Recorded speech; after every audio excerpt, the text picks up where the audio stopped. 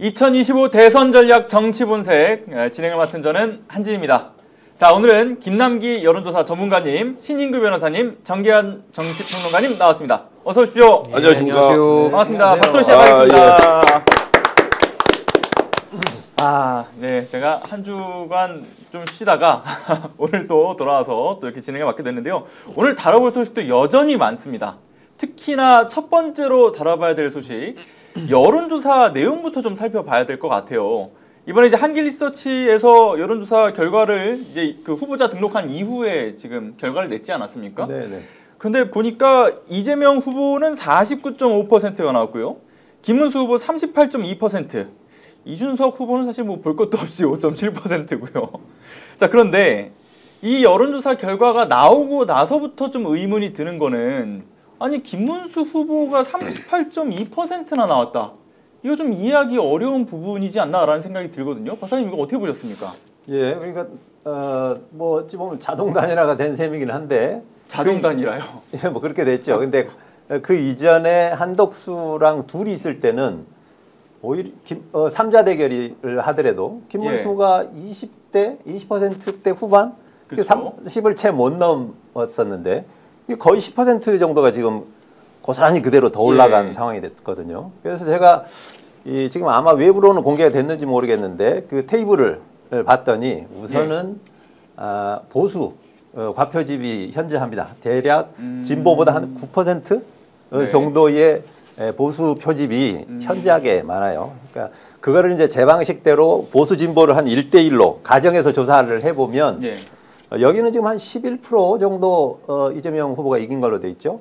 그걸 보수 진보를 한 1대1로 가정을 해서 환산해서 조사를 하면 한 17, 8 정도 차이 벌어지기 때문에 이거는 어떤 조사 시점상 좀 보수 진영에 유리하게 나타난 조사다, 이렇게 보는 게 맞겠습니다. 그럴 수밖에 없다. 그러니까 이전에 지금 보면은 한덕수, 김문수 간의 그 당내 내용, 사실 그 당내 쿠데타가 이제 마무리가 되고 나서 김문수로 결국 후보가 최종적으로 확정짓고 난 이후라서 결집된 효과가 더 있을 수밖에 없다라는 것도 포인트인 것 같은데요. 다른 두 분은 좀 어떻게 보셨습니까? 근데 저는 이게 하우스 이펙트라는 걸 이야기하지 않습니까? 여론조사 꽃이 조사했을 때와 한길리서치가 조사했을 때, 리얼미터가 조사했을 때 이미 이제 그 답을 하는 이제 유권자 또는 응답자가 어떤 회사냐에 따라서 본인의 정책 성향을 드러내어서 난 의견 표출하기 싫다 뭐 이런 경우도 있으니까 하우스 이펙트도 고려해야 할 것 같고, 저는 이제 우려하는 것이 실제로 11%포인트의 차이가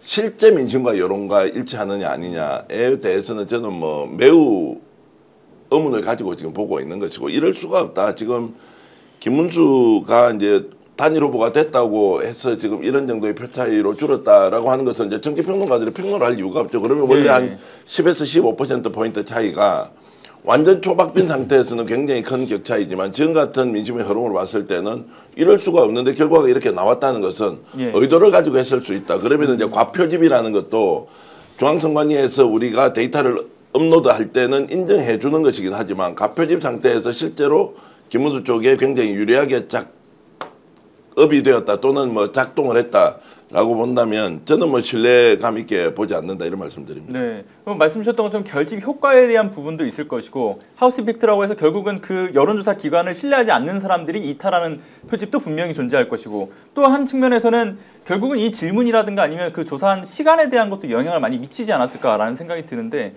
어떻게 보셨습니까, 변호사님은? 근데 저는 사실 이게 지금 대선을 앞두고 사실 선거 운동 기간에 나온 첫 조사니까 사실 그 의미를 부여를 한다면 저는 지난 2017년도 탄핵 대선을 한번 좀 떠올려 보게 됩니다. 당시에도 사실 문재인 대통령 41, 심상정 후보 6 해서 47%를 사실상 진보 진영에서 얻었고요. 또 당시에 홍준표 24, 안철수 21, 유승민 6 해가지고 당시에도 중도에서 좀 보수적인 성향을 포함한 보수 진영에서 탄핵 이후임에도 불구하고 51% 정도 얻었거든요. 물론 여기에는 안철수 의원이 당시에는 호남에서 근거를 해서 국민의당을 만들었기 때문에 일부 오류는 있을 수는 있습니다만은, 제가 드리고 싶은 말씀은 탄핵 대선일 때도 보수 쪽을 총결집해서 산술로 더하면 비등비등하게 나왔다. 그렇다면 이번에도 탄핵 대선이기 때문에 비등비등하게 나오는 것이 원래는 저는 2017년도에 예를 비춰봤을 때는 당연한 결과라고 보는데 예. 다만 그때와 지금의 차이점은 그때는 탄핵당한 세력이 그래도 사과는 했거든요. 예, 근데 그렇죠. 지금은 탄핵당한 세력이 사죄조차 하지 않고 여전히 쿠데타 모드를 유지하고 있기 때문에 그때처럼 비등비등하지는 않고 민주진보 진영에 그러니까 이재명 후보의 민주당이 조금 더 우세에 있는 것은 맞습니다만은 저는 지난 탄핵 대선과 비교해 볼 때는 이 지금 5대5 구도로 가고 있는 이 흐름 이건 별로 이렇게 놀랄 일은 아니다라는 생각이 들고 이번에는 이준석 후보가 어쨌든 출마를 했기 때문에 보수 진영에서 표가 갈라지는 거는 당연한 상수로 돼 있거든요. 그런 차원에서는 이재명 대표의 승리를 의심하는 분들이 이런 조사 결과의 흐름을 보고서 크게 걱정하실 부분은 아니다. 저는 그렇게 봅니다. 아, 그렇군요. 그러면 이 걱정할 필요 없는 여론조사 결과, 그럼 향후에 이재명 후보의 최종적인 지지율에는 좀 어떤 평가들을 내릴 수 있을까요? 그러니까 압도적으로 지지율을 얻게 될 것이다라는 이야기들도 있고요. 초반에 이제 최종 결과가 어떻게 될 것인지를 예측하는 것은 뭐 굉장히 좀 바람직하지도 않고요. 지금 이제 선거운동이 시작됐으니까 어떤 기세로 예. 계속 이렇게 이제 끌고 상승작용을 일으키도록 할 거냐. 또 국민들의 긴장도를 높여서 이재명 후보를 지지하는 사람이 어떻게 투표장으로 직접 가서 본인뿐만이 아니라 주위 사람들을 함께 이렇게 동료해서 갈 것이냐라는 것은 이제 초긴장 상태에서 아마 22일 동안 계속될 것인데 다만 지금 이제 지지 후보를 결정하지 않은 사람이 있다면 이 흐름이나 추세에 대해서 원래 가지고 있던 자신의 정책 성향을 드러낼 때 야 이거 김문수 완전 안 되는데 갈 필요 없어 라고 이제 이따를 할 것이라고 봤는데 이거 해볼만한데 라면서 갈 가능성이 있지 않겠느냐. 예. 그 여론조사 전문가 나오셨으니까 그러면 그런 것들이 실제로 작용한다면 어느 정도 작용을 할 것이냐. 또 다른 하나는 지금 현재 민심의 흐름이 자 어떤 식으로든 내란 세력을 척결해야 한다는 것이 단순히 투표장에 가야 한다는 정도가 아니라 반드시 심판하고 응징해야 한다는 열기가 저뿐만이 아니라 수없이 많은 국민들이 갖고 있기 때문에 이 기세를 꺾을 만큼 그러면은 중도층의 표심이 흔들려서 야 김문수 좀 상승하니까 그쪽으로 편성해볼까라고 할 수 있느냐 저는 없다고 이제 보는 것이고 우리 이제 신 변호사님 말씀도 충분히 일리 있는 말씀이지만 저는 2007년도 그 뭐 기억을 하실 수 있는지 모르겠습니다. 어쨌든 그 당시에 이제 이명박 후보와 정동영 후보 간의 표 차이가 한 500만 표가 났다면 지금은 그것보다 훨씬 더 많이 나지 예. 그 이하로 난다라고 저는 이제 보진 않는데 이것이 이제 득표율로는 어떻게 드러날 것인지 말 것인지 좀 다른 문제이지만 지금은 내란 세력 척결이라는 이슈가 2017년도 박근혜 탄핵 이후에 대선하는 것과도 완전히 다른 형태의 지금 구도가 만들어져 있다. 이제 이런 것이기 때문에 표 차이는 상당히 많이 날 것이고 그렇다고 해서 표 차이가 많이 나기 때문에 안심하고 있읍시다라고 할 사람은 더더욱 없다는 거예요. 지금 분위기는. 그렇죠. 오히려 더 적극적으로 표 차이를 더 많이 내야 되는데 예. 왜 이거밖에 안 나는 거냐 라면서 사실은 집단으로 투표장에 가서 심판 선거를 할 가능성이 매우 높아져 있다라고 저는 봅니다. 네. 그 현장에 가서 이렇게 득표율을 최대한 끌어올리는 것도 중요하겠습니다만은 그 최종적인 막바지까지 가는 그 과정에서 이 여론조사에도 좀 많은 이 이재명 후보에 대한 지지세나 이런 것들을 보여줄 필요가 분명히 있다고 보거든요. 저 내란의 종식을 위해서라도. 그 우선 이 5대5를 이제 보수 진보를 5대5로 이렇게 팽팽하게 볼 수는 있겠지만 2012년 당시에 안철수 후보의 표를 온전히 보수로 보는 것은 좀 무리가 있습니다. 2017년도. 2017년도. 그래서 이제 그 호남표 상당 부분이 안철수를 지지했었기 때문에 그리고 또 하나 지금 이제 일부에서는 지금 이제 민주당이 상당히 앞서고 있음에도 불구하고 흔히 얘기하는 좀 앓는 소리를 하는 뭐 이런 게 있습니다. 그거는 뭐냐면 상황을 낙관하고 뭐 나는 안 찍어도 되겠지 이런 생각을 할까봐 걱정을 하는데 저는 그런 방식의 캠페인에 대해서는 별로 좋은 효과가 나지 않을 거라고 봅니다. 대체로 진보 진영은 신나는 투표를 신이 나야 투표장을 더 가는 경향이 있어서 이거를 목표를 정해놓고요. 예를 들어 58% 또는 60%를 압도적으로 이번에는 이겨야 된다. 이런 목표를 해서 투표장으로 갑시다 하는 거하고 자, 한 표가 부족합니다. 이렇게 엄살을 떨어서 하는 거하고 어떤 것이 더 효과가 있겠냐는 거죠. 선거는 어저께 시작했는지 모르겠지만 실질적으로 지난 대선 끝난 이후에 적어도 지금 12월 3일부터는 선거 국면이 이미 들어갔습니다. 예. 그렇기 때문에 그 상당한 국민들이 이미 선거에 대한 마음은 정했고 저는 남은 표는 남은 표는 대세 편승형 이 표심이 있을 수 있기 때문에 흔히 얘기하는 밴드웨건 효과가 훨씬 더 유리한 방향이다. 이렇게 저도 봅니다. 하나만 좀 첨언을 하면 제가 아까 5대5 구도 설명드린 것은 원래 그런 유권자 분포가 있는 건데 이제 거기서 사실 2017년도랑 지금은 또 상황이 너무 또 다른 면이 있어서 상당히 이번에는 내란 진압에 관한 국민적 의사가 훨씬 더 높다라는 게 맞을 것 같고요.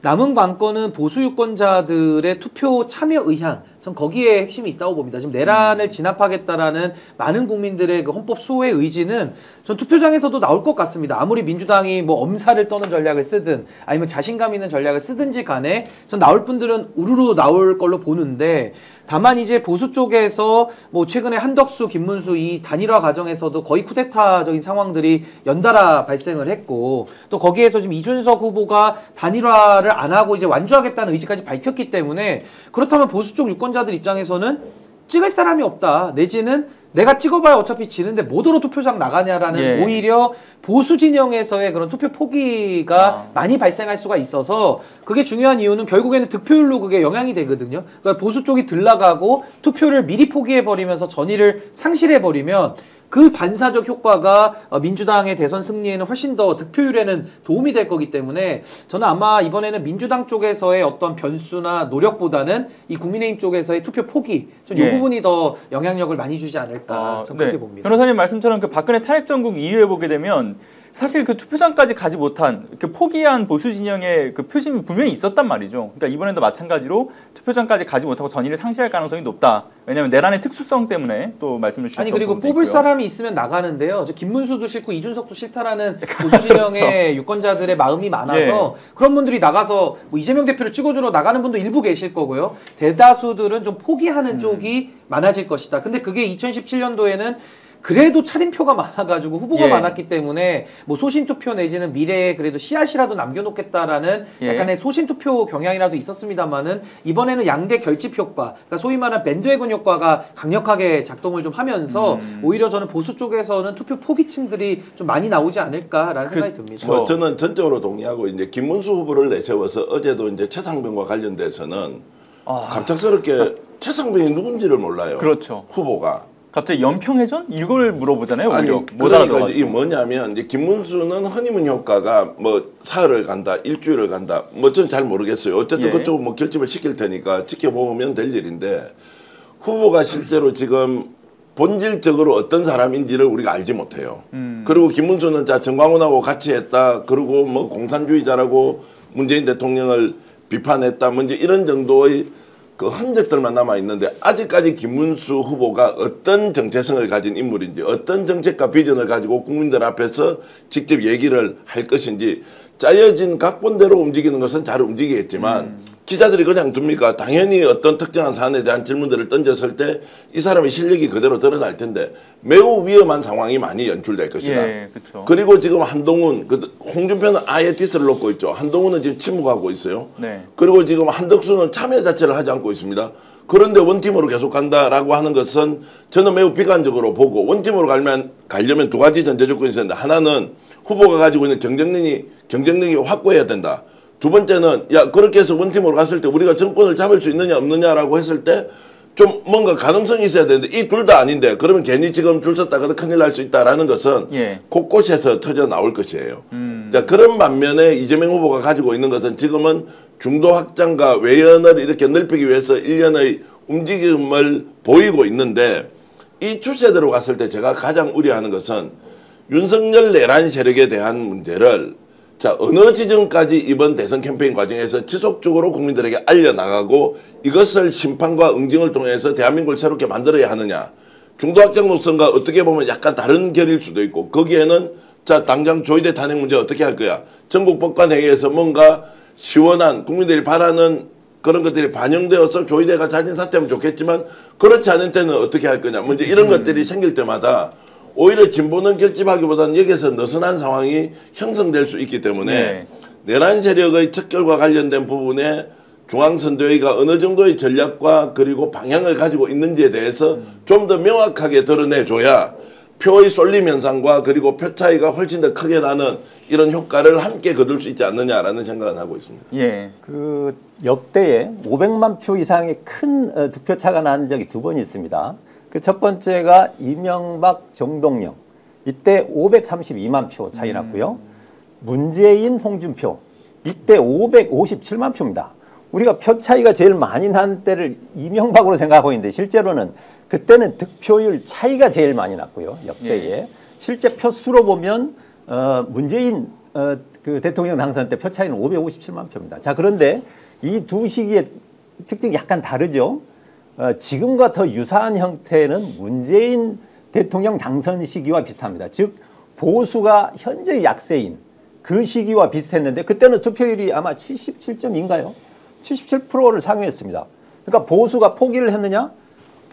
이렇게 500만 표 이상의 격차가 나는 그런 시기에도 보수가 투표를 포기했다 보기에는 어렵습니다. 77% 이상 나왔으니까 다. 그러나 반면에 이명박이 대통령이 되던 그 시기에는 투표율이 아마 60% 초반? 62%가 이 정도였을 겁니다.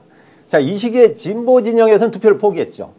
그래서 저는 어떤 같은 상황이라도 투표 포기의 경향은 진보 진영은 흥이 안 나면 투표를 포기한다. 그러나 보수 진영은 어느 경우에도 투표는 한다.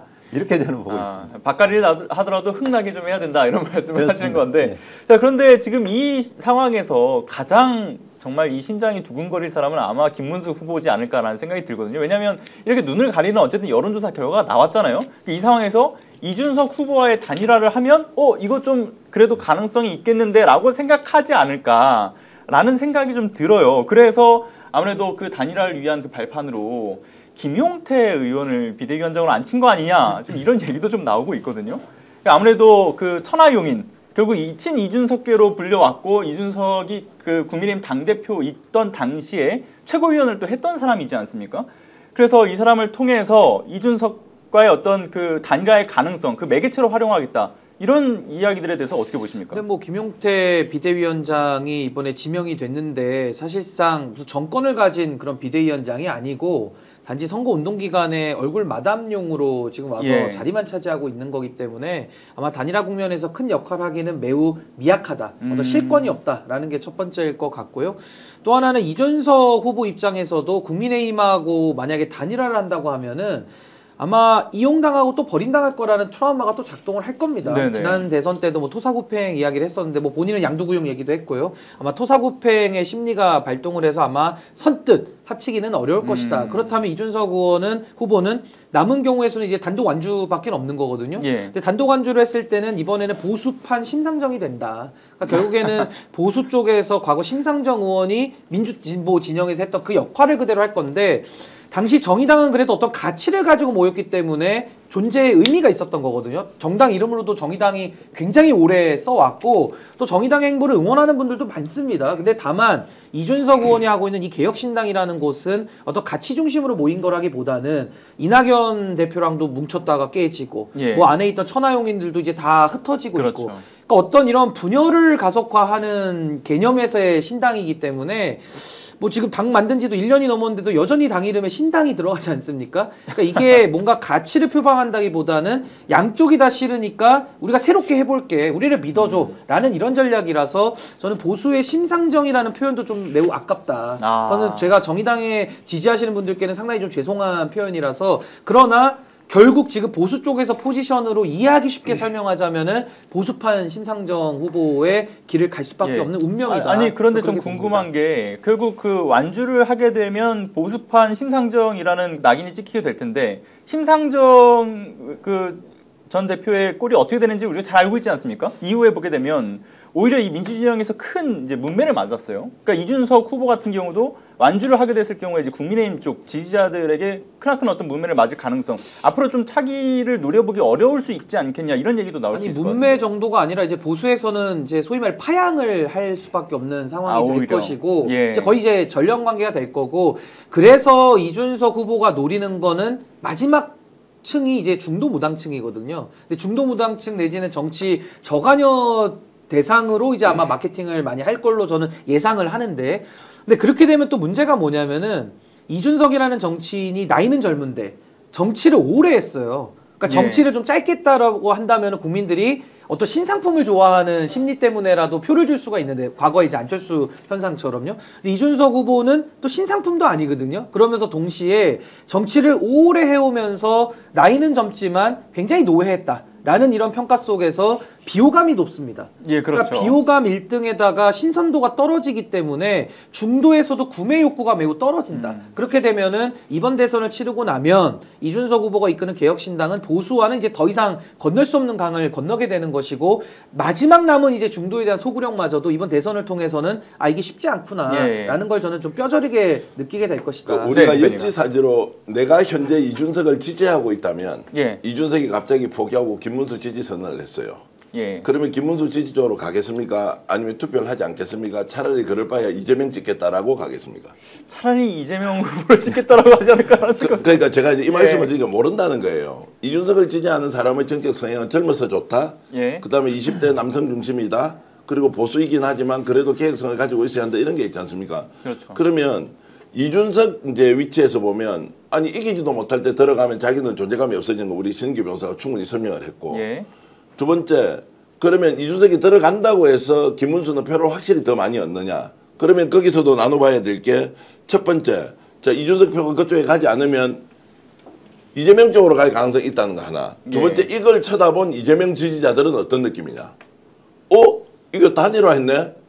그럼 가만히 있을 수 없지? 야 더 열심히 해서 표를 가져가야지라고 해서 득표율 문제를 떠나서 저는 득표수가 굉장히 중요하다. 이번 대선에서는 이제 이렇게 생각을 하는데 그렇게 본다면 실익이라는 것이 첫 번째 명분도 약하고 두 번째 얻을 수 있는 구체적인 정치적 성과물도 없을 가능성이 높기 때문에 김문수 쪽에서 오히려 단일화하자 또는 단일화가 좋다라고 누군가 이야기하는 것은 김문수의 경쟁력을 훨씬 더 떨어뜨리는 요소다. 그래서 나는 민주당은 잘 활용하다 단일화하라. 예. 계속 단일화하라고 부추기면 김문수가 이길 만한 정도가 되어야 이준석이 와도 될까 말까인데 와도 될지 안 될지도 모르는 판에 김문수 경쟁력 없는 것을 이준석 단일화를 통해서 가자고 하면 오히려 전술적으로 계속 그런 쪽으로 가라라고 오히려 부추기는 게 더 나을 수도 있다라는 생각이 듭니다. 그렇군요. 그 여론조사가 아까 이제 한길 리서치에서 했던 것도 저는 뭐 한 그거보다는 더 높다. 한 적어도 한 6% 정도 차이는 더 벌어져야 된다고 주장을 했는데 이재명 후보가 더 앞서야 된다는 말씀이죠. 그렇습니다. 예. 그 보수가 표집을 반영을 하면 그런데 그 아쉽다고 한 그것도 지금 49.5입니다. 이재명 대표의 지지율이. 예. 그러니까 이후 가면 갈수록 이 뭡니까 아직 표를 결정하지 않은 부동층이 줄죠. 예. 그러면 이재명 이 후보의 지지율은 예를 들어 거의 대부분이 다 50을 상회하는 형태로 나올 가능성이 많습니다. 그런 상태에서 이 둘을 합쳐도 안 되는 그 단일화 논의가 무슨 의미가 있겠습니까? 예. 그리고 이준석 지금 뭐 후보 같은 경우는 젊긴 해도 이미 검증이 끝난 그 정치인이거든요. 그러면 이 어떤 가능성이나 이런 게 있었을 때 단일화에 의한 효과가 있을 텐데 사실은 이미 근수가 다 재져 있어서 몇 표가 올지 사실은 그 이준석 지금 아까 5.7% 이 정도 나왔지 않습니까? 이걸 되게 뭐 한 5%에서 7% 사이로 보는데 이 표가 결국은 여기저기 찢어서 나뉘어지면 결국은 그렇게 실익이 없을 거고 실익이 없다는 것은 가져가는 사람이 실익이 없으면 주는 쪽에서도 실익이 없는 거죠. 이준석 후보에게도 아무 그 득이 될 게 없는 게 되는 거거든요. 예. 저는 단일화 가능성은 거의 뭐 제로에 가깝다 거의 이렇게 제로에 가깝다. 보고 아니 있습니다. 근데 선거에서 가장 중요한 게 비호감도 관리라고 하잖아요. 그렇죠. 그러니까 왜냐하면 이준석 후보가 동탄에서는 나름의 성과를 냈죠. 그건 이제 지역구의 특수성과 내지는 그 상대 후보가 공영훈 후보와 그 한정민 후보라고 하는 상당히 좀 정치 초년생들과 붙으면서 어쩌어쩌 하다 보니까 이겨진 거예요, 사실은. 근데 그 논리를 가지고 대선에 투영을 하면 이게 안 맞는다는 겁니다. 대선이라는 것은 대통령 선거, 그러니까 정치에서의 최고 권력자 한 명을 뽑는 선거고 대통령의 제1의 책무는 국민 통합이거든요. 이거는 뭐 여야를 떠나서 누구나 민주공화국을 우리가 살아간다면 다 동의하는 가치일 텐데 그 비호감이 1등이라는 게 뭘 의미하겠습니까? 가장 함께하고 싶지 않은, 가장 정치를 파트너로서 하고 싶지 않다라는 게 누적이 돼서 이제 국민들에게도 퍼지다 보니까 이제 비호감 1등이 된 거예요. 예. 근데 이 비호감이라는 것을 이준석 후보는 매우 간단하게 생각을 할 텐데 이게 그냥 어떠한 뭐 지역구 선거 내지는 어떤 당의 대표 요 정도에 머무를 때는 뭐 비호감이 많아도 언론에서 많이 불러주니까 충분히 본인의 정치를 팬덤을 통해 가지고 극복이 가능한데 이런 전국 단위의 대통령을 뽑는 선거에서는 비호감 1등이라는 것은 굉장히 선거에는 악영향을 끼친다. 네. 그래서 이 부분도 아마 이준석 후보의 개인기로는 극복하기 힘든 수준까지 이미 왔고 그게 아까 저는 우리 대표님 말씀하신 대로 이준석이라는 정치인에 대해서는 이번 대선을 통해서 평가를 받는 게 아니라 이미 평가가 끝난 사람을 이번 대선에서 그 표를 확인하는 거죠. 그래서 저는 크게 의미가 없는 저는 그런 정치적 성과를 낼 것이다라고 저는 봅니다. 이준석 후보가 좀 운이 있으려고 했으면 네. 아마 한덕수가 후보가 됐으면 그래도 좀 반사이익을 봤을 수 있어요. 예. 왜냐하면 당이 완전히 분열을 해버렸을 거니까 실제로 분당까지 갈 수 있었는데 마지막에 이제 김문수 후보가 이렇게 어쨌든 집단 지성이 발휘되어서 확정이 되면서 오히려 이제 좀 좁아졌죠. 여기서 단일화 논의의 기본 출발은 보수 쪽의 얘기를 들어보면 이제 이준석 너 해도 안 되니까 김문수 쪽으로 붙어라고 하는 일종의 압박이거든요. 예. 받을 수가 없지. 그렇다고 해서 김문수가 이길 수 있느냐 그 조건도 안 돼. 왜냐하면 구도 자체가 이미 엇떨어져 있는 상황에서 한덕수보다는 김문수가 좀 더 낫겠지만 보수 쪽에서 보면 오히려 이준석 쪽에서는 한덕수가 안 되고 김문수가 되면서 본인의 입지가 이제 좁아진 상황이 여론조사 상으로 계속 반영이 될 거예요. 예. 그러면 민주당 쪽에서 봤을 때 이 두 사람을 같이 데리고 가거나 한쪽으로 쏠리거나 예를 들면 김문수가 양보해서 이준석을 대선 후보로 내지는 못할 거 아니에요. 그 가능성이 혹시라도 0.00001이라도 있습니까? 그거 불가능한 거 맞죠? 예. 그러면 결국 이준석의 양보냐 아니냐라는 걸로 딱 정해져 있다면 본인이 양보를 하든 하지 않든 결과에 미칠 영향은 극히 미미하다. 오히려 저는 여론조사를 제가 정말 이렇게 제안을 최근에 했습니다. 여론조사 회사 대표한테. 하우스 이펙트가 생기지 않고 혹시 하는 방법이 있으면 스픽스에 나서서 한번 해보겠다. 우리 이름도 이야기하지 말고 여론조사 회사 이름을 AAA사로 그냥 해놓고 정말로 조사를 한번 해보자라고 제가 지금 제안을 해놓은 상태거든요. 여론조사 꽃의 여론조사 결과를 신뢰하지만 하우스 이펙트가 있을 것이다. 한길 리서치의 여론조사가 어느 정도 균형감이 있다고 하지만 거기도 하우스 이펙트가 있다라고 했을 때 정말로 냉정하게 객관적으로 지금 여론의 추이는 뭐냐라고 하면은 여론조사 회사 이름을 아예 대중이 모르는 회사가 등록이 돼 있다면 그 회사를 통해서 조사를 한번 해보자라는 걸 실제 이제 스펙스에서 시도를 해보려고는 하는데요. 이제 그만큼 지금 여론조사의 결과에 대해서는 우리가 느끼는 민심과 체감하는 것과 그리고 여론조사 결과를 이제 좀 믿기 어렵다라고 이제 하니까 더욱더 궁금해지지만 어쨌든 저는 표 차이는 많이 날 것이고 오히려 이 추세는 마지막으로 가면 갈수록 훨씬 더 강화될 것이다. 그리고 28일, 29일이지 않습니까? 목금이 이제 저 사전투표지 않습니까? 엄청나게 사전투표장에 몰릴 것이다.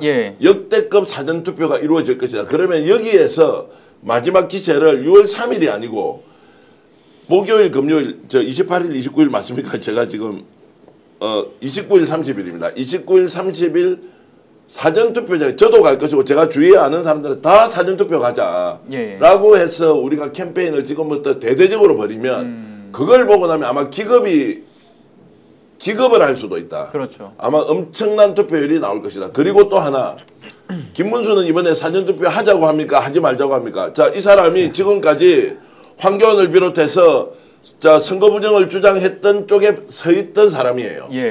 사전투표 할 건지 말 건지도 지금 민주당이 빨리 물어야 한다. 그렇죠. 자, 아마 준비하고 있을 거라고 저는 생각합니다. 야, 그럼 김문수 후보 이번에 사전투표 합니까? 하지 않습니까? 윤석열이 어떻게 했습니까? 사전투표 결국은 해야 된다고 했지 않습니까? 그렇죠. 이것도 굉장히 중요한 요소여서 사전투표가 실제로 본투표라는 생각으로 국민들이 가서 심판과 응징의 이런 열기를 유지만 하고 있다. 그러면 저는 선거 결과가 생각보다 훨씬 더 큰 표 차이가 될 수 있다고 봅니다. 맞습니다. 사전투표 폐지에 대한 걸 대선 공약으로 다루는 대선 후보는 저는 듣도 보도 못했던 것 같은데 참 기이합니다. 그리고 방금 말씀을 주셨잖아요. 이제 듣도 보도 못한 여론조사를 통해서 더 정확하게 이 어떤 여론의 그러니까 민심의 그 뜻을 좀 받아보겠다라는 걸 준비하고 계신다고 하셨는데, 자 스픽스의 이런 활동에 대해서 여러분들 응원을 또 해주셔야 되지 않겠습니까? 지금 여러분들 구독, 좋아요 꼭 좀 눌러주시고요. 또 여러분들 후원도 큰 힘이 된다는 점 말씀드립니다. 자, 그럼 이어서 좀 말씀드려야 될 것 같은데 저희가 참 비호감도 1위, 고작 5%대 이준석 후보에 대해서 너무 집중해서 얘기를 했던 것 같아요. 그래서 다음으로 넘어가서 지금 이제 오늘 공식 선거로 2일차지 않습니까?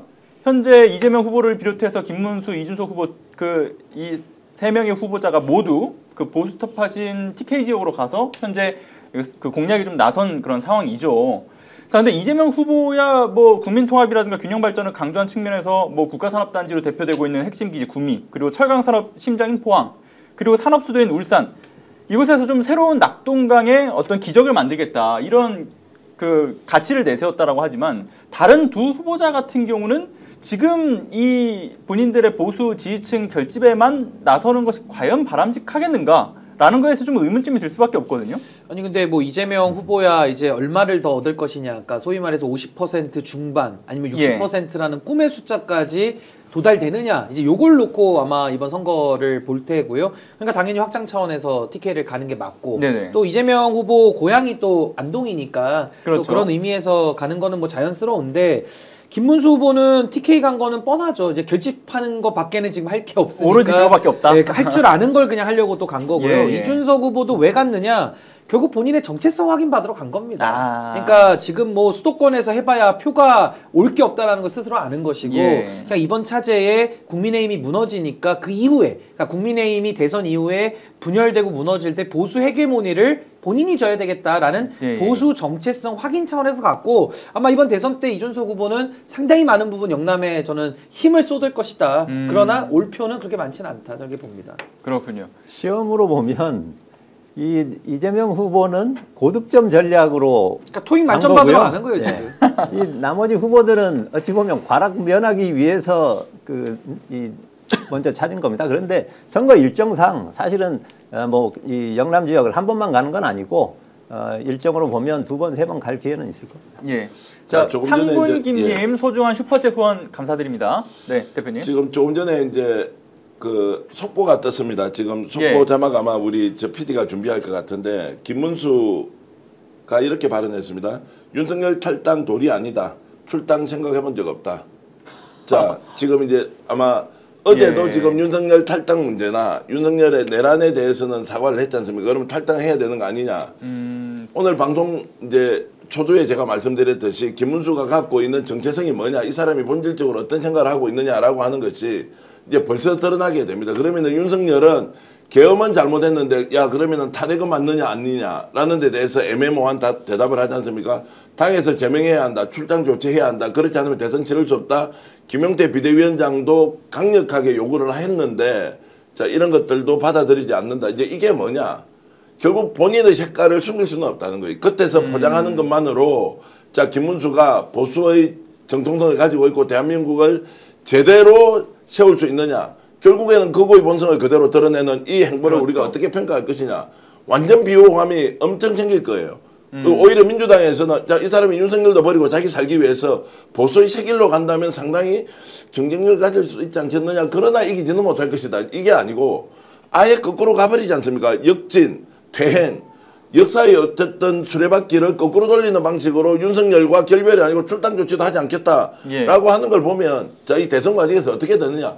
더 쪼그라들 가능성이 훨씬 높고, 이것은 민주당을 지지하는 사람한테 훨씬 더 강한 심판과 응징의 열기를 더 높여줄 가능성이 있다라는 생각도 듭니다. 그렇죠. 아니어도 사실 김문수 후보의 그 사과라는 게 개사과 시즌2라는 이야기를 계속 받고 있는 상황이지 않습니까? 왜냐하면 그 계엄으로 고통받은 국민들께 죄송하다. 그러니까 결국은 그 내란의 문제가 무엇이었고 어떤 부분에 대해서 명확한 사과에 대한 메시지를 내지 않았거든요. 심지어 그 내란 정권의 어떤 국무위원이었던 자가 그런 부분까지 설명을 하지 않다. 그리고 지금 이제 표현 중에 보십시오. 윤석열의 탈당을 요구하는 것은 도리가 아니다 이러잖아요. 그 도리라는 말이 뭐예요? 그 대통령이기 때문에 탈당을 해서는 안 된다.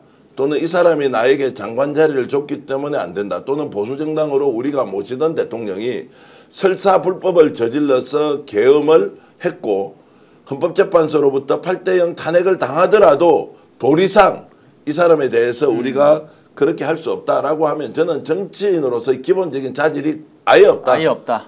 불법 행위를 그러면 내란 행위를 인정을 해주고 그것을 도리상 그 사람 할 수 있느냐?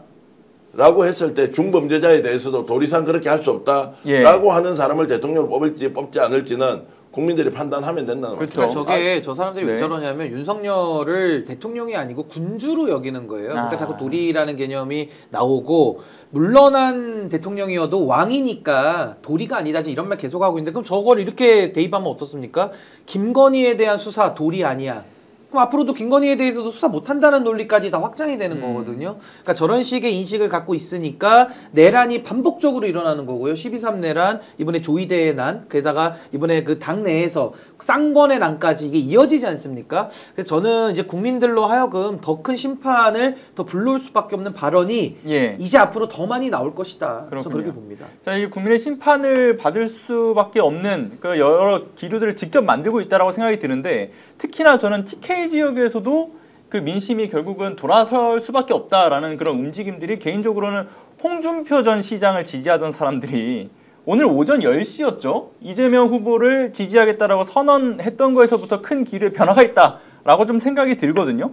그래서 왜 이전에 보면 윤여준 전 장관이라든가 이석연 전 법제처장이라든가 이인기 전 의원, 그러니까 이 보수의 굉장히 굵직한 원로와 중량감 있는 인사들이 이제 영입되면서 그 판세가 많이 기울어졌다. 이제 보수 쪽까지도 이재명 후보가 완벽하게 이 손아귀에 쥘 수 있게끔 된 상황이 됐다라는 얘기가 나왔는데 이 홍준표 전 시장의 후보, 홍준표 전 시장을 지지하던 사람들 같은 경우는 특히나 코어 지지층들이었잖아요. 이름을 보니까 홍사랑 뭐 이런 식으로 해서 홍준표 그 시장의 이름을 따서 이제 만들어진 팬클럽 같은 건데 여기서 이재명 후보를 지지했다. 그 의미가 좀 남다를 것 같다는 제가 생각입니다. 우스개로 말씀드리겠습니다. 노 코멘트다.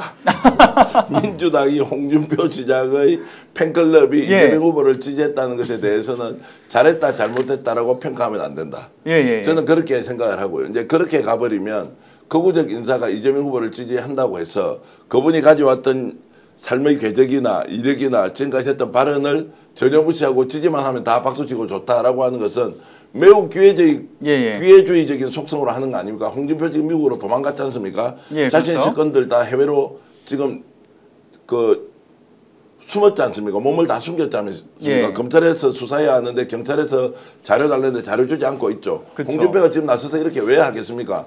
결국 지금 명태균 게이트와 관련돼서 아주 많은 범죄 혐의를 받고 있는데 이거 좀 피해보는데 분위기에 편성해서 이재명 지지해주고 자, 한 달 전까지 본인이 후보일 때 이재명한테 어떤 이야기 했습니까? 이재명한테 어떤 이야기를 했냐고 여러분들 한번 검색해 보십시오. 입에 담지 못할 욕지거리를 했던 사람이 어느 순간에 예를 들어서 한덕수가 아니고 자 지금 김문수가 됐다고 해서 갑자기 이재명 편드는 이 사람에 대해서 야 이제 편드니까 박수 쳐주자 그러면은 그거보다 훨씬 더 심한 극우주의자들이 나와가지고 이재명 지지하면 거기에 우리가 박수를 보낼 것이냐. 그래서 저는 노 코멘트 냉정하게 그래서 상대적으로 더 좋으면 국민은 누구든지 후보를 결정할 권한이 있지 않습니까? 그런 부분에 그냥 동조하는 것이다 정도로 해주는 것이 좋지 근데 않겠습니까? 저는 정말 이해가 되는 게 그러니까 오랫동안 묵혀왔던 어떤 지역적 판도가 달라지는 것이 아니라 말씀하신 것처럼 홍준표 전 시장이 자기 살겠다고 지금 어찌 보면 자기 팬클럽을 이재명 후보 쪽으로 이동시켜서 딸랑이를 흔드는 것일 가능성도 있다. 이렇게 볼 수 있는 거예요. 제가 어제 대구에 한 기자한테 전화를 해서 물어봤어요. 야, 홍 시장이 이재명 후보를 지지한다는데 그 팬클럽에 그렇게 이제 질문을 하니까 답변이 이거예요. 원래 홍 시장 그런 사람 아니야. 자기 살겠다고. 지금 대구에 내려와서 보면 대구에서 홍 시장을 인정하거나 이해하거나 동조한 사람 아예 없다. 그리고 오히려 이재명 후보를 지지한다고 하면 몰라. 대구 사람들이 차라리 이재명 지지하려고 하다가 홍하고 혹시 좋은 관계 있다면 그게 역효과 날 수도 있는데 그럴 정도로 홍에 대한 인식이 좋지 않다라는 것을 이제 종합적으로 감안해서 엊그제 한 인사가 지금 민주당으로 들어오겠다고 지지선을 하려고 했는데 말렸다는 거 아닙니까? 그런 것처럼 불가원, 불가건을 하면 좋겠다 이런 생각이 좀 듭니다. 이해했습니다. 자, 그러면 저희 최강기사 또 다음 주제로 좀 넘어가 봐야 될 것 같은데요. 자, 3차 공판이 돼서야 그 뻔뻔스러운 낯짝을 볼 수가 있었죠. 이번에 보니까 그 윤석열이 공판에 그 포토라인에 결국 서긴 했습니다만은 상당히 좀 날 감히 포토라인에 세워 이런 단단히 화가 난 모습도 비춰지기도 했어요. 다른 뭐 카메라 각도에 따라서 좀 달라질 수는 있겠습니다만 그런데 중요한 건 취재진이 그 계엄 사과에 대한 의향이 있냐라는 걸 물었을 때 아무 말도 하지 않고 들어가던 저 모습을 보면서 많은 국민들이 더 큰 분노를 할 수밖에 없었죠. 대단히 좀 국민에 대한 모욕적인 그런 어떤 자세였다라고 보여지는데 다들 일단은 저 자세 어떻게 보셨습니까? 저 장면. 저는 뭐 어제 이제 저게 이제 서관 입구일 텐데 저쪽으로 이제 걸어 들어가는 모습이죠. 저게 이제 찍힌 건데 사실은 뭐 기자들이 근접해서 물어볼 기회도 박탈당할 정도로 아주 경호를 또 강하게 해서 사실상 뭐 사진 몇 장 찍은 거 외에는 큰 의미는 없었다라는 생각이 드는데요. 심지어 경호원한테 끌려 나갔잖아요, 기자가. 네, 근데 이제 지금 뭐 윤석열 씨의 저 표정이나 뭐 여러 가지 긴장한 모습들을 보면은 상당히 본인이 좀 모멸을 당하고 있다고 생각을 하는 거는 같습니다만은 본인이 국민들에게 끼친 해악과 국민들에게 끼친 피해에 비추어 보면 지금 본인이 당한다고 느끼는 그 모멸감은 정말 조족지혈과 같다. 정말 세 발의 피라는 생각이 들고 저는 저렇게 지금 윤석열의 공판 때마다 이렇게 카메라가 가는 것도 좀 매우 저는 좀 아깝다는 생각이 많이 들거든요. 바로 전파당기. 바로 저는 재구속이 돼서 구속 수사와 구속 재판을 받는 것이 합당하다. 저 그렇게 봅니다. 그렇군요. 저는 무엇보다도 이제 그 오상배 대위였지 않습니까? 오상배 대위 이진우 사령관의 부관. 오상배 대위면 나이가 이제 30 전후 됐겠죠. 이분이 어떤 이유로 그 진실을 이야기할 의무나 책임이 있습니까? 그럼에도 불구하고 하도 거짓말을 많이 시키니까 그 당시 있었던 상황을 생생하게 정언했던 것. 그렇죠. 저는 통화녹음이 나온 것만큼이나 이 오 대위가 했던 발언이 갖고 있는 파괴력은 너무너무 컸다. 맞습니다. 윤석열이 새빨간 거짓말을 했는데 자, 4명이 들어가서 한 명씩 끌어내라고 하니까 이진우가 대답을 뭐 이렇게 대답 못할 때 총을 쏴서라도 가서 하라고 한 것. 그 문을 부수고 마지막에 더 충격적인 건 뭡니까? 결국 두 번, 세 번 계엄을 하면 된다라는 얘기를 들었는데 이 사람에 대해서 자, 지금 윤석열의 변호인이 자, 이 사람이 혹시 이 청력에 문제가 있는 거 아니야? 기억력에 문제 있는 거 아니야? 라는 식으로 하는 이 폭력적 행위 있지 않습니까? 용서할 수 없다. 윤석열이 들어갈 때 저런 모습을 보인 것, 지가 당당하다, 나 억울하다 이런 거 아니에요. 진짜 저는 윤석열을 지지했거나 지금도 김문수를 지지하는 사람들한테 묻고 싶은 이야기는 대선 전후의 과정에서 공천 개입했던 것, 국정농단이 양평 게이트를 비롯해서 여러 사안들이 그대로 드러난 것, 그 다음에 차상면 관련된 일, 그리고 내란을 일으키면서 동원하려고 했던 수없이 많은 수단들에 대해서 정말로 그 사람들이 눈을 감고 있으면 대한민국은 절대로 한 발 앞으로 못 나간다. 보수는 집권할 일은 아예 안 생긴다. 이 문제를 명백한 불법 행위 그리고 내란 행위로 규정해야 보수가 재탄생할 수 있지.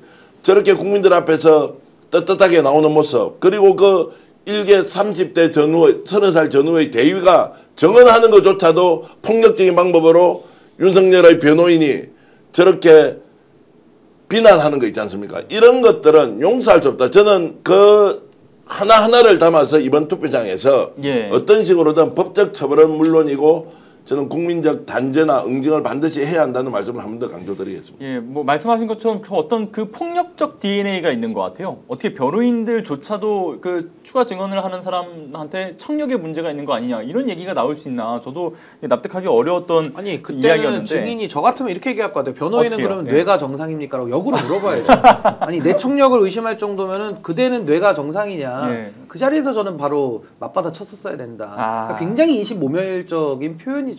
그렇죠. 그나마 군에서 30살 전후의 저런 이제 대위 정도 되는 장교가 양심적으로 선언을 해주고 하는 것이 여전히 대한민국은 살아있다라는 기대를 할 수 있지만 저 사람들을 우리가 지켜세우고 잘한다고 박수치고 불법적인 요소, 미법적인 요소를 하나하나 제거해 나가야 하는 또 숙제가 기성제대에 생겨 있고 그런 면에서 윤석열의 태도는 실제 저는 이제 분노를 좀 느끼는 정도인데 진짜 너무하다. 본인이 저질렀던 그 불법적 행위를 완전히 다 덮고 자유민주주의 체제 수호를 위해서 마치 자기가 전사가 되어 있는 것처럼 하는 저 모습은 좀 심하게 말씀드리면 역겹다 이런 생각까지 듭니다. 역겹다. 아주 속 시원한 발언 너무 감사드리고요. 제가 들으면서 이게 속 시원하게 긁어주니까 저도 이제 방송하면서 이렇게 스트레스를 좀 푸는 것 같은데 자 중요한 거는 이런 속 시원한 발언 듣고 계신 여러분 좋아요가 부족합니다.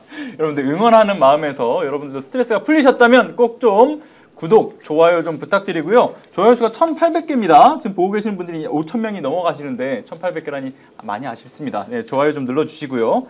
자 그리고 윤석열의 이 내란 재판에 있어서 사실 또 가장 또 빠질 수 없는 거는 부장판사 직위원에 대한 얘기지 않을까라는 생각이 좀 들어요.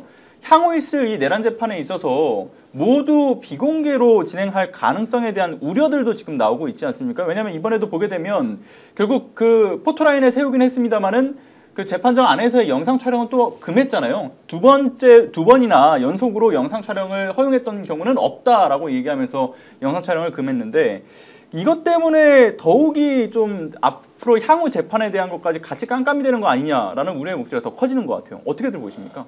아니 근데 비공개 재판이라는 거는 그 사유가 있어야 하는 것이지 예. 재판은 공개가 원칙이고요. 우리 헌법상에 규정되어 있고 이제 생중계를 하느냐 마느냐는 좀 별개의 문제로 볼 수가 있겠죠. 근데 결국에는 뭐 언론인들이든지 또 국민들의 감시가 늘상 있기 때문에 재판을 아예 비공개로 해서 한다는 것은 불가능한 얘기고요.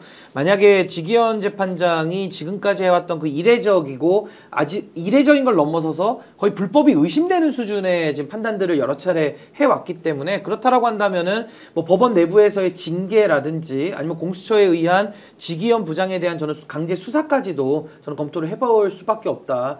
이게 지금 얼마나 중요한 재판이고 나라의 운명이 달린 재판인데 이걸 갖다가 만약에 직위원 재판장이 본인의 어떤 사심을 가지고서 했다라고 한다면은 이거는 뭐 용서받지 못할 행위가 되니까요. 저는 끝까지 우리 국민들이 감시하고 또 거기에 따르는 여러 가지 조치들이 저는 수반돼야 된다 이렇게 봅니다. 예. 그 대표님은 좀 어떻게 보셨습니까? 이게 사실 그 직위원 부장판사가 그 주변인들의 말에 따르게 되면 상당히 좀 이 여론의 부담감, 압박을 느끼고 있다라는 얘기도 좀 들려오는 모양이에요. 그렇게 이제 들었는데 요즘 하는 거 보니까 그렇지 않은 것 같아요. 이분도 멘탈이 뭐 어쨌든 뭐 독립기관의 재판부로서 이제 저렇게 하는 것 도무지 이제 이해할 수 없는데 지금 현재는 본인의 권한 하에서 이렇게 하지 않습니까? 우리가 이제 비판과 비난을 이렇게 쏟아내는 거 외에는 지금 할 게 없으니까 답답하긴 한데 어저께 재판을 이제 비공개로 한다고 하지 않습니까? 그러면 본인이 이제 결정해서 비공개로 하면 이것에 대해서 이제 우리가 가만히 있지 않을 거 아닙니까? 이미 그 공수처에 지금 고발도 여러 건이 지금 돼 있거든요. 여기에 대해서 수사를 해서 그 직위에 맞는 결정인지 아닌지를 따져봐야 할 필요가 있고 이것을 그대로 이제 지금 새로운 정부가 들어섰을 때 재판부가 가지고 있는 이런 이제 편향성 문제를 어떻게 정리할 것인지도 꼭 기억했다가 뭔가 우리가 이제 추가적인 조치가 내려져야 한다 이렇게 저는 봅니다. 예. 자, 그리고 이제 직위원 얘기는 뭐 여기까지 일단 하고요. 그 윤석열에 대한 이야기로 다시 돌아와서 이야기를 좀 하자면 현재 그 윤석열에 대한 재구속을 해야 된다라는 그 분노 여론들이 지금 계속 또 모이고 있는 상황이지 않습니까?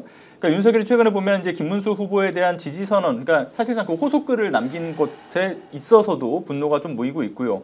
그리고 무엇보다 어쨌든 파면돼서 형사재판을 받고 있는 내란숙의 인자가 그러니까 조기 대선을 만드는 당사자가 이 대선에 개입하겠다라고 하는 그 모습을 보면서 정말 역겹다. 그리고 피가 거꾸로 솟는다. 이런 평가들이 나올 수밖에 없습니다.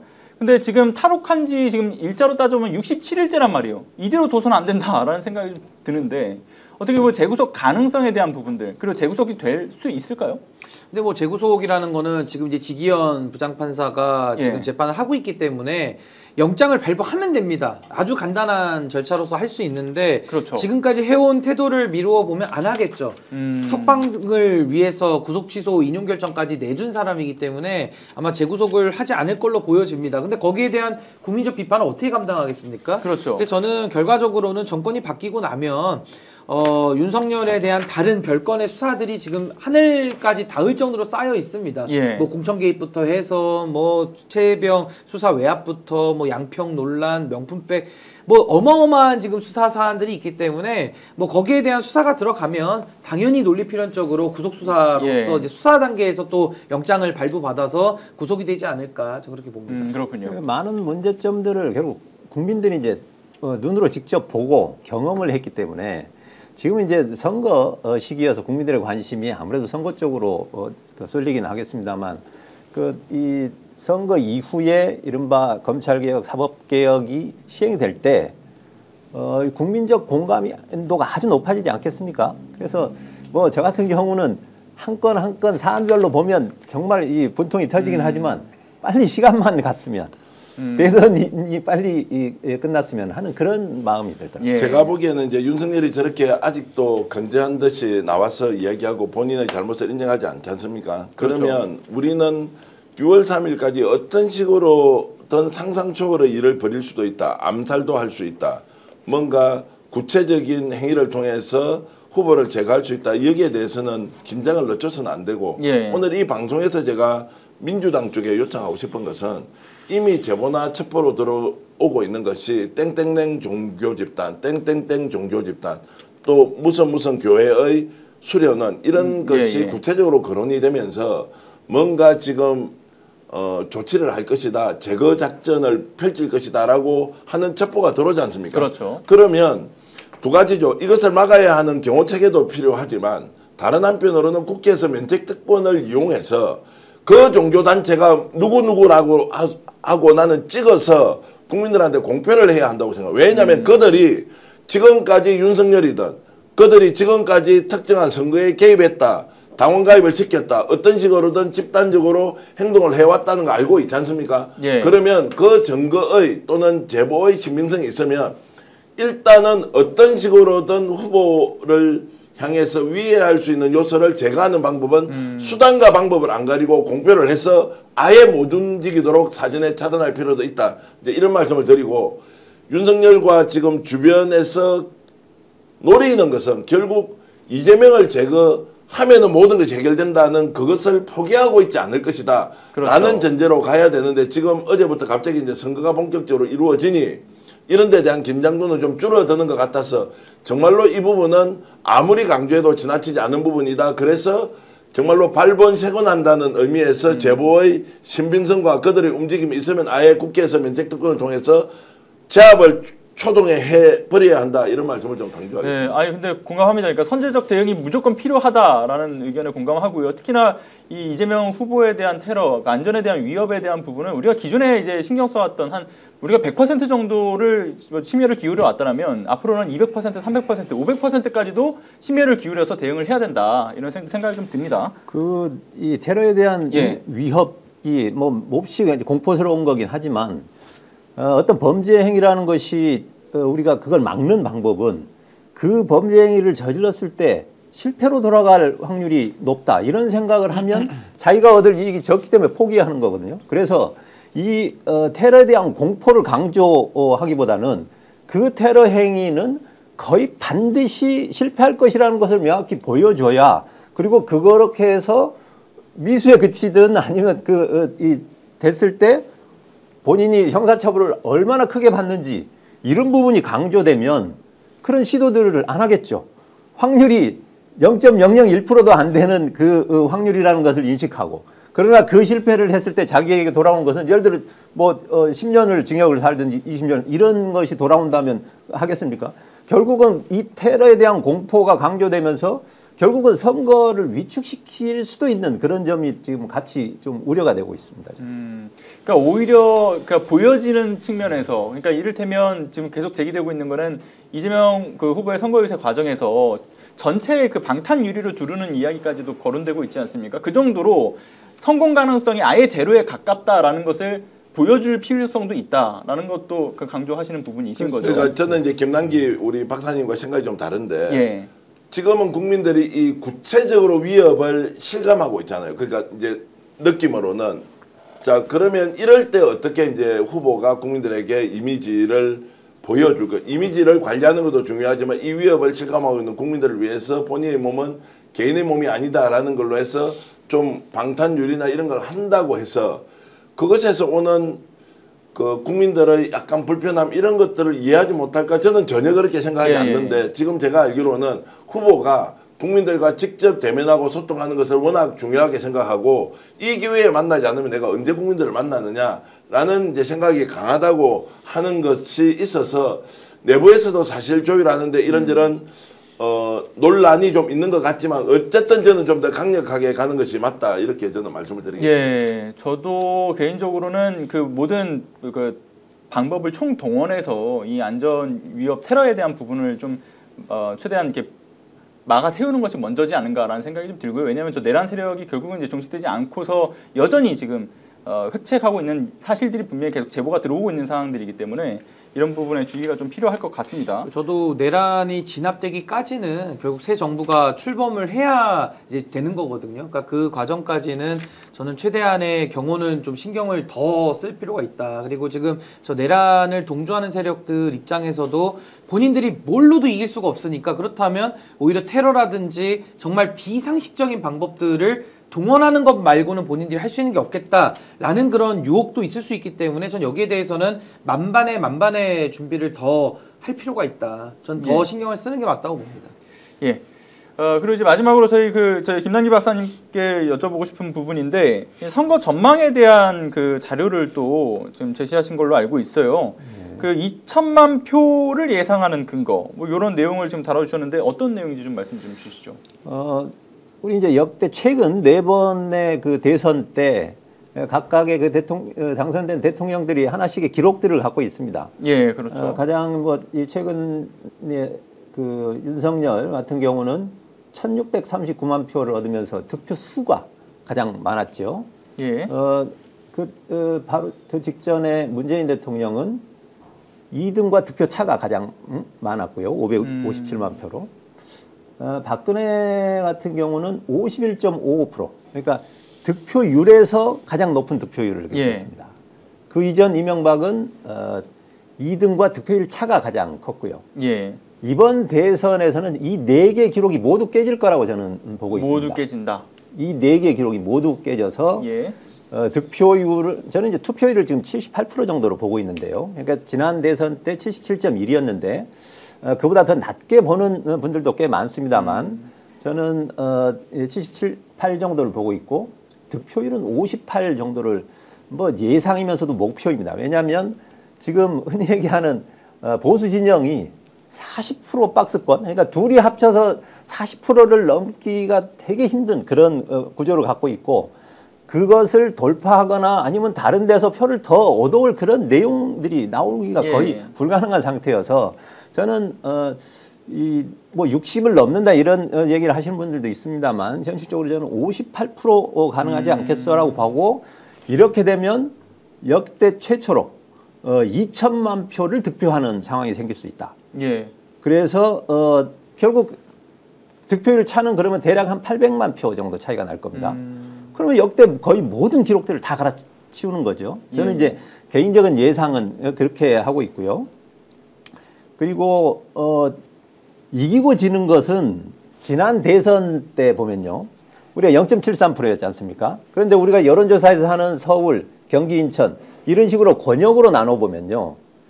경기 인천에서 우리가 한 5% 남짓 이기고 호남은 좀 많이 이기고 나머지 권역에서 전부 졌습니다.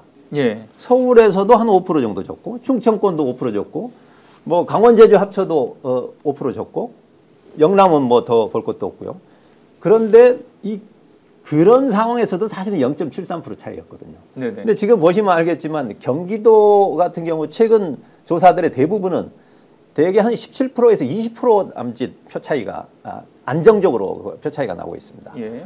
서울도 일부에서는 뭐 뒤진 경우가 있었습니다만 서울도 지난 그 부동산 이슈가 사라졌기 때문에 제가 볼 때는 50%를 훨씬 뛰어넘을 걸로 이렇게 보여지고요. 충청도도 전국 이제 평균에 가깝게 갈 가능성이 많고, 그 다음에 TK 쪽은요. 지난 대선 때 22% 정도밖에 안 나왔습니다. 여기가 그러니까 대선 때는 보면 약간 극단으로 가는 경향이 있어서 총선 때나 지방선거 때보다는 영호남 쪽에서는 좀 표 쏠림 현상은 있습니다. 그러나 최근 경향을 보면 TK도 30%는 충분히 기대할 만하다. 크게 기대할 만한 곳이 바로 PK 아닙니까? 그 최근 그 보궐선거에서 교육감 선거에서도 이겼고 또 거제시장 선거에서도 이긴 그 기록들을 보면 지금 38대 57이었기 때문에 예전에 한 20% 졌습니다. 그거를 제가 볼 때는 거의 5% 차이 안쪽으로 좁힐 수 있다고 보면 지난 대선 때 이재명 대표가 47.83이었는데요. 전체적으로 보면 거의 모든 권역에서 10% 정도씩을 다 올릴 수 있다. 그러면 58%가 되는 겁니다.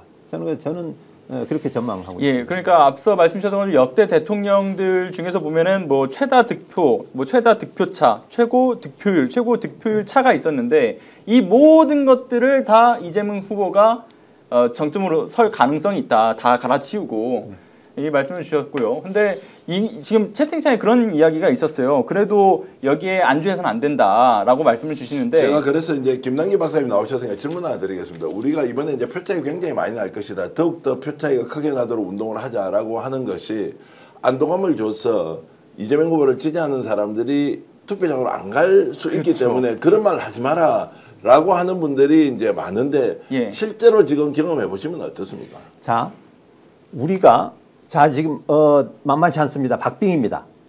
우리 한 표가 지금 모자랍니다. 이런 얘기를 한다고 치면 예. 그 얘기를 우리 진영만 듣습니까? 반대 진영에서도 우리 얘기를 들을 거 아닙니까? 그러면 한 20% 차이가 나서 도무지 뭘 해도 없다고 생각하는 경우하고 우리 표만 지금 모아서 되는 게 아니고요. 예. 그런 논리로 했을 때 그 얘기를 다른 진영에 들으면 이거 포기하려고 했는데 할만하네. 저는 그런 확률이 훨씬 더 높아져서 포기할 그 보수층들이 한 명이라도 더 투표장에 올 가능성이 더 많기 때문에 실제로도 저는 이것을 어떤 그 목표이기도 합니다. 목표이기도 하지만 그런 가능성들이 보이기 때문에 그런 방식으로 캠페인을 가는 것이 실제로는 더 선거 전략적으로도 유리하다는 그런 확신을 갖고 있습니다. 표 차이가 크기 때문에 이걸 알려서 가는 사람이 더 가도록 하고 오히려 포기하는 사람은 포기해 버리도록 만들자. 자, 진보 진영에서 지금 실제로 여론 조사에서도 그렇게 나옵니다. 적극 투표층의 비율이 진보층이 훨씬 높습니다. 그 얘기는 지금 이 투표에 목말라 있는 거죠. 빨리 가서 입증하고 싶은 그것 때문에 자, 그렇게 열망을 갖고 있는 분들이 우리 이렇게 만만하다 싶어서 투표를 안 하고 그렇지 않습니다. 아까도 얘기했듯이 우리가 피파 랭킹 202 축구팀하고 1대0으로 이기는 전략을 쓰면 되겠습니까? 실제로 우리는 집권 이후에도 이 동력을 가지려면 압도적인 승리를 해야만 된다는 것을 지지층에게 호소하고 지금 네. 우리가 앞서고 있지만 더 앞서고 필요하면 아까 했던 2천만 표가 아니라 더 이상도 나와서 완전히 내란 세력들을 정리할 수 있는 수준이 되려면 국민들이 표로 보여준다라는 것을 설득을 하고 얘기를 하면 거기에 공감할 사람이면 하는 것이지 이제 여유가 있어 하고 나 안 해도 되겠네. 자, 뭐 100에 한 명 그렇게 있을지 모르겠습니다만 100에 3명은 더 가자. 더 주변에 표 더 모으자. 이렇게 된다고 저는 제가 네. 통계적으로 그냥 제가 상식 수준에서 질문을 드리면 자 80% 투표율이면 20%는 이러나 저러나 투표장에 안 가는 거 아니에요. 20%는 투표장 안 가고 지금 80%가 투표를 한다고 했을 때 그 투표를 결심하고 있는 사람들이 현재 후보를 확정하고 있는 사람, 후보를 결정하지 않은 사람과 후보를 결정한 사람의 비율은 어느 정도 됩니까? 제가 이제 한 15번 정도 모 방송에서 이 관련 조사들을 꾸준히 했습니다. 꾸준히 했더니 우리가 지금 보수 중도 진보로 해서 중도가 이쪽 저쪽을 찍는 것처럼 보이지만 실제로는 별로 그렇지 않습니다. 어느 쪽 양쪽을 모두 찍었던 분들을 확인해 봤더니 퍼센테이지는 15% 정도 나오지만 그 15%보다 더 좁습니다. 자, 그런데 그분들이 지금 이번 내란 과정을 보면서 이쪽도 찍고 저쪽도 찍었던 분들의 대부분이 그러니까 이른바 내란을 이 계엄에 대해서 반대하는 세력으로 이미 뭉쳐왔기 때문에 현재의 지지율들이 선거도 하기 전에 50%를 넘어서는 상황이 온 거거든요.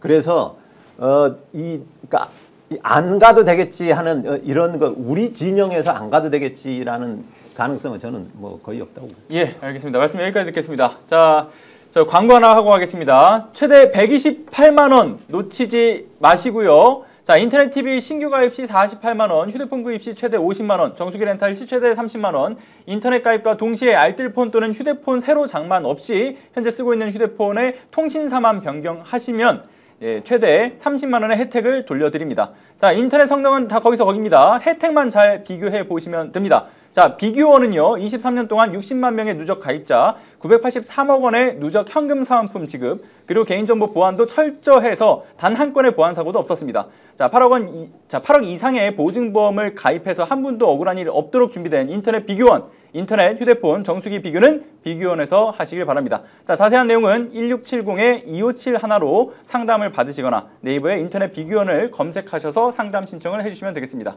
자, 2025 대선 전략 정치 본색, 오늘은 여기까지 하도록 하겠습니다. 자, 김남기 여론조사 전문가, 신인규 변호사, 정기환 정치평론가와 함께했습니다. 감사합니다.